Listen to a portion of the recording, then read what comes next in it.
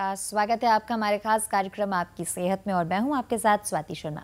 दर्शकों, आज हम बात कर रहे हैं बच्चों में होने वाली तमाम परेशानियों के बारे में। कैसे बच्चों में इन्फेक्शन जल्दी होता है और किस तरह की परेशानियां बच्चों को इस दौरान होती है, किस तरह की सावधानियों से आप अपने बच्चों को इन होने वाली परेशानियों से दूर रख सकते हैं, ये सब बताएंगे हमारे स्टूडियो में मौजूद हमारे आज के एक्सपर्ट डॉक्टर राहुल वर्मा, जो कि एक बाल रोग विशेषज्ञ है। डॉक्टर साहब, बहुत बहुत स्वागत है आपका हमारे कार्यक्रम में। तो दर्शकों, अगर आपके पास भी कोई इसी से जुड़े सवाल है, आपके बच्चों से जुड़ी आपकी कोई समस्या है और आप पूछना चाहते हो समस्या का समाधान, तो आप पूछ सकते हैं। आपकी टीवी स्क्रीन पर लगातार नंबर फ्लैश हो रहे हैं। तो चलिए शुरू करते हैं आज का प्रोग्राम।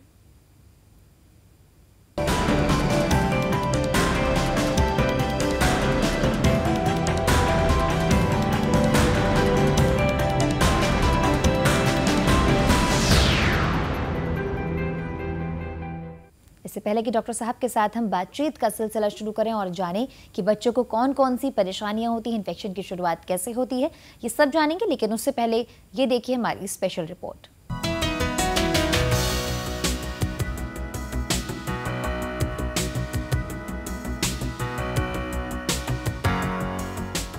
वायरल और बैक्टीरियल इन्फेक्शन की शुरुआत होना ही बच्चों की सेहत से जुड़ी समस्याओं का संकेत है। जब बच्चा सेहतमंद नहीं होता तो इसकी एक वजह रोग प्रतिरोधक क्षमता कम होना भी माना जाता है। विशेषज्ञों के अनुसार जिन बच्चों का इम्यून सिस्टम कमजोर यानी रोगों से लड़ने की क्षमता कम होती है तो उन पर कई बीमारियां जल्दी हावी हो जाती हैं। इसकी पहचान करने के लिए कुछ बातें ध्यान रखने वाली हैं, जैसे बार बार बच्चे को पेट की समस्याएं होना और बुखार आना, आँखों से जुड़ी परेशानियां होना, भूख कम लगना, पाचन संबंधी समस्या होने के साथ ही डायरिया और पीलिया जैसी दिक्कतें भी हो सकती हैं। अगर बहुत छोटे बच्चों यानी लगभग 6 माह की आयु वाले बच्चों की बात करें तो इनको इस दौरान दांत निकलने शुरू हो जाते हैं, जिसमें बच्चों को काफी दिक्कतें होती हैं। बच्चों में कान का इन्फेक्शन काफी आम है, जिसमें उनको कान में तेज दर्द, बुखार आदि की समस्या होती है, जिसका तुरंत इलाज कराना जरूरी होता है। बच्चों में होने वाली समस्याओं के कुछ मूल कारण हैं: बच्चों के आसपास साफ सफाई की कमी, खाने में पोषक तत्वों का ना होना, बच्चों को भूख कम लगना, हाथ गंदे रहना आदि। थोड़ी सी सावधानियां बरतकर बच्चों को इन परेशानियों से बचाया जा सकता है। बच्चों को पौष्टिक आहार देना चाहिए, उनकी साफ सफाई पर खास ध्यान दें, बच्चों की हर जरूरत का शेड्यूल बनाएं और सबसे खास बात, उनके साथ हर वक्त गुस्से से पेश न आएं। बच्चों की सेहत से जुड़ी समस्याओं को लेकर डॉक्टरी सलाह लेना सबसे अहम है।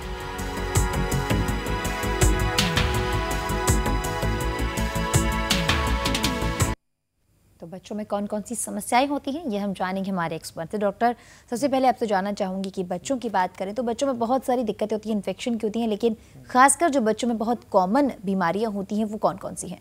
देखो, छोटे बच्चे हैं उनमें सबसे ज़्यादा तो दिक्कत ये रहती है कि मौसम जैसे जैसे बदलता है तो बुखार आना, साथ में उल्टी दस्त होना जी, और इन उल्टी दस्त की वजह से पानी की शरीर में कमी हो जाना, जैसे हम डिहाइड्रेशन कहते हैं। बिल्कुल, ये एक मेजर दिक्कत रहती है जी। और जितना हम पौष्टिक आहार बच्चों को देंगे खाने को, जितना हम साफ सफाई रखेंगे जी, और जितना हम साफ सफाई में सबसे ज़्यादा तो हमारा हैंड वॉश रहता है, और कितने अच्छे से हम हाथ की सफाई करते हैं और खाना कितने साफ से बनाते हैं, उस पर काफ़ी कुछ चीज़ें डिपेंड करती हैं। यहाँ पर हमारे साथ राजू लाहौरी जी जुड़ गए हैं खरगोन से। राजू जी, बहुत बहुत स्वागत है आपका हमारे कार्यक्रम में। पूछिए अपना सवाल। राजू जी, क्या आपको मेरी आवाज सुनाई दे रही है? जी मैडम। जी राजू जी, पूछिए अपना सवाल। मैडम, ये 1.5 माह का बच्चा है तो उसको जैसे यूरिन करते हैं, वो जो भी लेटरिन करते तो उस समय ताकत बहुत ज्यादा लगाना पड़ती है, एसिडिटी संबंधित कुछ प्रॉब्लम ज्यादा रहती है उनको। हाँ जी। नहीं, यूरिन करते समय बच्चों को एक अजीब सी सेंसेशन होती है, तो उनको ऐसा लगता है कि कुछ अजीब सा हुआ, तो हो सकता है बच्चा रोए उस समय, तो उससे घबराना नहीं है। आपको बस ये देखना है कि बच्चा दूध सही से पी रहा है और दिन में कम से कम 8-10 बार पेशाब कर रहा है और समय के समय उसका वजन बढ़ रहा है। और गोदी में लेके अगर बच्चा चुप हो जाता है और बाकी सारी चीज़ें ठीक रह रही हैं तो बहुत ज़्यादा उसके लिए चिंता की विषय नहीं है। लेकिन अगर फिर भी ऐसा लगे कि हर बार ऐसा ही हो रहा है तो आप अपने नज़दीकी डॉक्टर से मिल सकते हैं, तो एक बार एग्जामिन करके देख लेंगे कि यूरिन में कोई इन्फेक्शन जैसी कोई चीज़ तो नहीं है। जी जी डॉक्टर, अगर जैसे कि अभी राजू जी का यहाँ प्रश्न था कि उनके बेटे को यूरिन प्रॉपर तरीके से नहीं एक बार में उसको होता है, तो क्या ये किडनी से रिलेटेड कोई इन्फेक्शन या कोई दिक्कत हो सकती है? नहीं, चांसेस कम है इसके। अगर बच्चा दूध सही से पी रहा है, बुखार नहीं आ रहा है उसको, और यूरिन की जो मात्रा है वो पूरी है, मतलब दिन में 8-10 बार अगर पेशाब कर रहा है बच्चा तो दैट मीन्स कि किडनी ठीक काम कर रही है और यूरिन का जो बन रहा है वो प्रॉपर बन रहा है। लेकिन हमें ये देखना है कि साथ में और कोई दिक्कत तो नहीं है। अगर ऐसा लगता है कि तेज़ बुखार आ रहा है यूरिन की दिक्कत के साथ में उल्टी जैसी कोई चीज़ हो रही है या कोई और सिम्टम्स लग रहे हैं ऐसे कि जिससे लगे कि हमें बच्चा बीमार है, तो हमें डॉक्टरी सलाह ज़रूर लेनी चाहिए। नहीं तो जब भी हम रूटीन अपना एक जो वैक्सीन या टीकाकरण के लिए जाते हैं तो उस समय अपने डॉक्टर से कंसल्ट कर सकते हैं, तो वो आपको गाइड कर देंगे। डॉक्टर, अभी आपने जिक्र किया कि बच्चों में बहुत ही कॉमन सी बीमारी है बुखार, लेकिन ये बुखार कभी कभी इतना बढ़ जाता है कि शायद उनके लिए जानलेवा भी साबित हो जाता है कभी ना कभी। तो क्या इसके लिए लक्षण होते हैं, क्या क्या सावधानियां हम अपना सकते हैं? देखिए, बुखार एक ऐसी चीज़ है जो हज़ारों बीमारियों का शुरुआत हो सकता है सिर्फ बुखार से ही बिल्कुल हो सकता है सिर्फ वायरल बुखार हो या फिर वो दिमागी बुखार तक भी हो सकता है। तो जब भी बुखार आए तो सबसे पहली चीज़ है कि आप एक तो अगर नाप सकें तो बहुत अच्छा रहेगा। अगर 100 से ऊपर बुखार आ रहा है थर्मामीटर में तो हमें तुरंत क्रोसिन, जो बुखार की सबसे कॉमन दवाई होती है, पैरासीटामोल भी कहते हैं, वो देनी चाहिए। उससे भी बुखार नहीं उतरे तो ठंडे पानी की या नॉर्मल पानी की पट्टियाँ रख सकते हैं ताकि बुखार डाउन हो। और जब भी बुखार आया है तो उसे ठीक होने में 2 से 3 दिन तो लग सकते हैं। इंपॉर्टेंट सबसे ज़्यादा ज़रूरी चीज़ हमारे लिए कि जब बुखार आएगा तो हो सकता है बुखार टूटेगा, फिर 6-8 घंटे बाद दोबारा आएगा।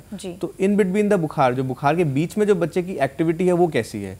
बुखार के समय तो सारे बच्चे सुस्त हो जाते हैं और लगेगा कि बिल्कुल सुस्त पड़ गए, लेकिन जब बुखार टूट गया तब बच्चा दोबारा से एक्टिव हो गया है, खेल रहा है और बाकी सारी चीज़ें ठीक लग रही हैं और एसोसिएटेड और कोई उससे मिलती जुलती कोई बीमारी और कोई लक्षण नहीं है, तो आप फिर भी वेट कर सकते हैं। लेकिन क्रोसिन तो तुरंत देनी है। बहुत तेज़ बुखार अगर ज़्यादा समय के लिए रहता है तो वो भी हमारे लिए, बच्चे के लिए दिक्कत वाला चीज़ पैदा कर सकता है। जी बिल्कुल। यहाँ पर महेश मालविया जी जुड़ गए हैं हमारे साथ हरदा से। महेश जी, बहुत बहुत स्वागत है कार्यक्रम में, पूछिए अपना सवाल। जी महेश जी, पूछिए अपना सवाल। मैम, एक्चुअली क्या है कि बच्चा बेड पे बार बार पेशाब करता है जी, उसका क्या कारण? 5 साल का बच्चा है। उम्र क्या? 5 साल है। ये शुरू से करता है जब बच्चा छोटा सा था या बीच में कुछ समय ऐसा था जब बच्चा नहीं करता था बिस्तर पे? 2 साल से, मतलब 2 साल की उम्र से ज्यादा हुआ तब से वो तेज करने लगा। तब से करने लगा। देखिए, ये काफ़ी कॉमन बीमारी है, काफ़ी बच्चों में इस तरह का रहता है। और 5 साल तो एक समय होता है जब तक हम एक्सपेक्ट करते हैं कि इसके आसपास तक बच्चे का अपना पेशाब के ऊपर कंट्रोल धीरे धीरे आ जाना चाहिए। पर अभी भी 1 आधा साल आप और वेट कर सकते हैं। पर ज़रूरी चीज़ ये है कि एक नियम से एक बच्चे का रूटीन सेट करा जाए। जैसे अगर आप फॉर एग्जांपल अगर आप 10 बजे रात को करीबन सोते हैं तो करीबन सोने से करीबन 2 घंटे पहले ही बच्चे को जो खाना वगैरह है वो सब खिला दिया जाए। और रात को दूध, चाय, कॉफ़ी ऐसी चीज़ें नहीं देनी है जी। और जैसे अगर 10 बजे सो रहे हैं तो 8 बजे खाना खिला दिया, 10 बजे एक बार बच्चे को पेशाब कराया और उसके बाद सुलाया। उसके बाद आप क्या कर सकते हैं, 2 घंटे बाद एक अलार्म लगा सकते हैं अपना 12-1 बजे के आसपास, और उस टाइम पे बच्चे को उठवा के एक बार पेशाब करा दें और फिर वापस बच्चे को सुला दें। बार बार नहीं उठाएंगे, नहीं तो बार बार उठाएंगे तो नींद डिस्टर्ब होगी तो बच्चा चिड़चिड़ापन आएगा। और यहाँ पर डॉक्टर मालवीय जी की जो दिक्कत थी, और आपने भी बताया कि बहुत ही कॉमन होता है, बच्चों में अमूमन देखने को मिलता है कि वो रात को उनकी आंख नहीं खुलती और वो टॉयलेट कहीं ना कहीं बेड पर ही कर देते हैं। क्या ये एक लंबी उम्र की बीमारी है या एक उम्र के बाद आके खत्म हो जाती है, और इसके होने का कारण क्या है सबसे बड़ा? ये एक तरह की बिहेवियरल प्रॉब्लम है जी, जिसमें हमें हमारा जो इमोशनल सपोर्ट है बच्चे के लिए वो बहुत ज़रूरी रहता है, क्योंकि बच्चे खुद भी परेशान होते हैं इस चीज़ से, उनको भी अच्छा नहीं लगता। लेकिन अगर हम उनको मारेंगे या डांटेंगे तो उससे इस चीज़ का सॉल्यूशन नहीं निकलेगा, बल्कि चीज़ें और बढ़ सकती हैं। जितना आप प्यार से उनसे बात करेंगे, जितना इस चीज़ के बारे में किसी और से जिक्र नहीं करेंगे जी, तो बच्चे का भी अपना सेल्फ कॉन्फिडेंस जो है वो डेवलप करना बहुत ज़रूरी है। नहीं तो बच्चे को अगर एम्बैरेसमेंट होती है, बच्चे को अजीब सा लगता है, तो फिर ये चीज़ें और बढ़ सकती हैं। बिल्कुल। यहाँ पर हमारे साथ रीना जुड़ गई हैं देवास से। रीना जी, बहुत बहुत स्वागत है कार्यक्रम में आपका, पूछिए अपना सवाल। हेलो डॉक्टर साहब जी। नमस्ते। मेरी बच्ची है ना 11 महीने की हो गई है और उसके दांत नहीं उग रहे हैं। दांत नहीं निकल रहे हैं 11 महीने। अच्छा, वजन कितना है बच्चे का? वजन 6 किलो की है। 6 किलो तो काफी कम है। और कोई दिक्कत है दांत ना निकलने के अलावा? बाकी सारी चीजें आपको ठीक लगती है? नहीं, बस दांत ही नहीं निकल रहे, उसको खड़े हो जाती है, वो चेस्ट करते हैं। ठीक है, देखो दांत निकलने की जो उम्र होती है वो अगर 13 महीने तक हम इंतजार कर सकते हैं, मतलब अभी भी आपके पास 2 महीने और हैं। अगर साथ में और कोई सिम्टम्स नहीं है तो आप 2 महीने और इंतजार कर सकते हैं। कई बच्चों के 13 महीने तक दांत, अगर 13 महीने तक दांत नहीं निकलते तो फिर हमें जांच करने की जरूरत पड़ती है क्या कमी है। सबसे ज्यादा जो कॉमन जो कमी होती है वो होती है कैल्शियम या विटामिन D3 की कमी। तो आप कैल्शियम की कमी की वजह से भी हो सकता है, अगर बाकी सारी चीज़ सही चल रही है। लेकिन अगर देखेंगे तो जिस हिसाब से आप वजन बता रहे हैं, वजन भी थोड़ा बच्चे का कम लग रहा है, बाकी आप जो भी अपने डॉक्टर से कंसल्ट करेंगे तो वो आपको इस चीज़ के बारे में, कैल्शियम और विटामिन D3 के बारे में एक्चुअली में क्या ट्रीटमैंट दे सकते हैं, सलाह वो बेटर बता पाएंगे। यहाँ पर हमारे साथ रितेश जुड़ गए हैं रतलाम से। रितेश जी, बहुत बहुत स्वागत है कार्यक्रम में, पूछिए अपना सवाल।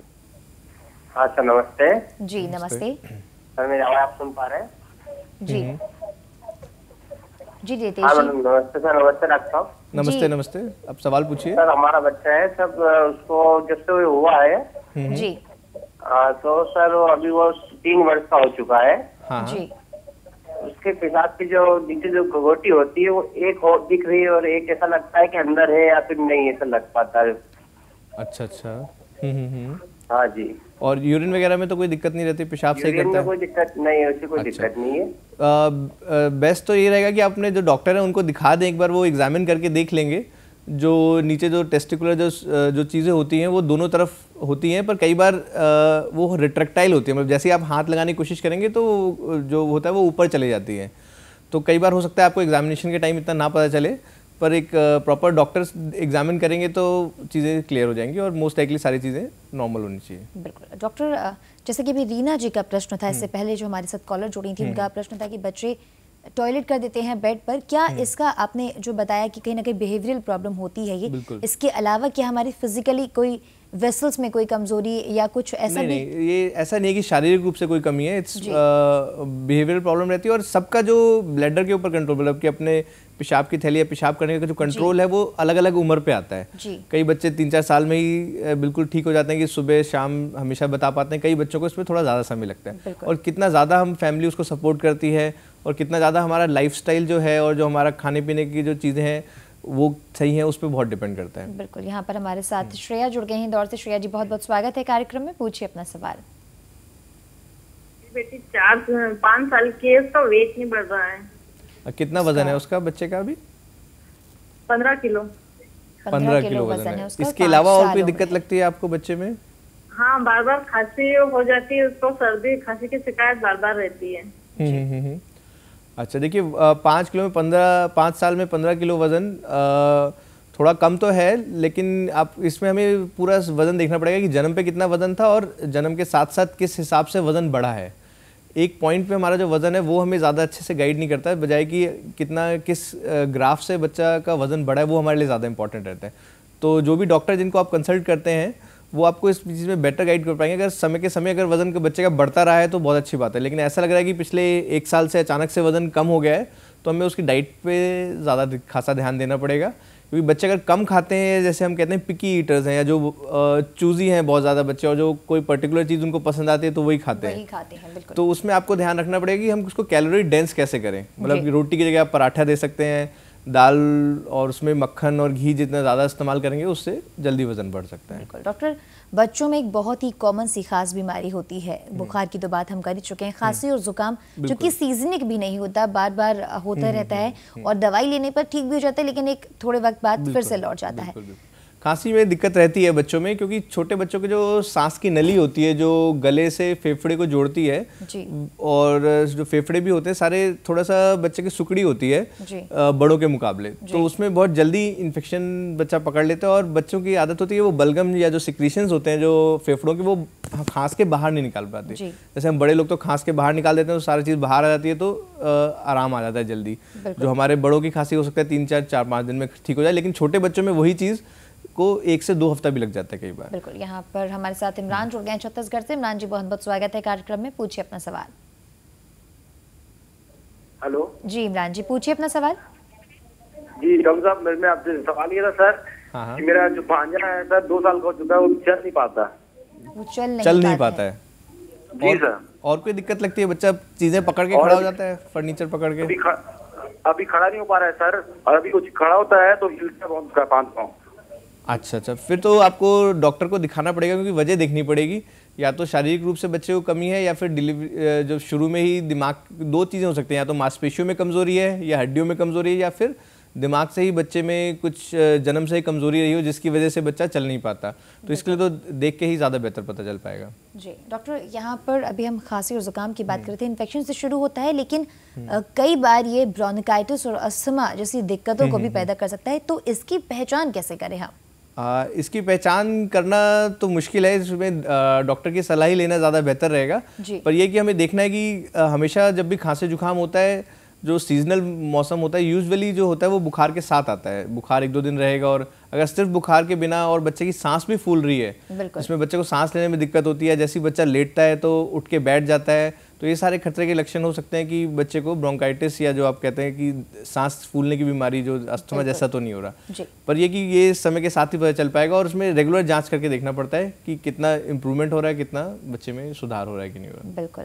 तो दोस्तों, यहाँ पर हम बच्चों से जुड़ी हर समस्या का डिस्कशन चल रहा है। यहाँ पर हमारे एक्सपर्ट डॉक्टर राहुल वर्मा, जो कि पुष्पांजलि क्रॉसले हॉस्पिटल वैशाली में बाल रोग विशेषज्ञ हैं, हमारे एक्सपर्ट जो हैं आपके सवालों के जवाब भी दे रहे हैं। लेकिन यहाँ वक्त तो चला एक छोटे से ब्रेक का। ब्रेक के बाद जल्द हाजिर होते हैं।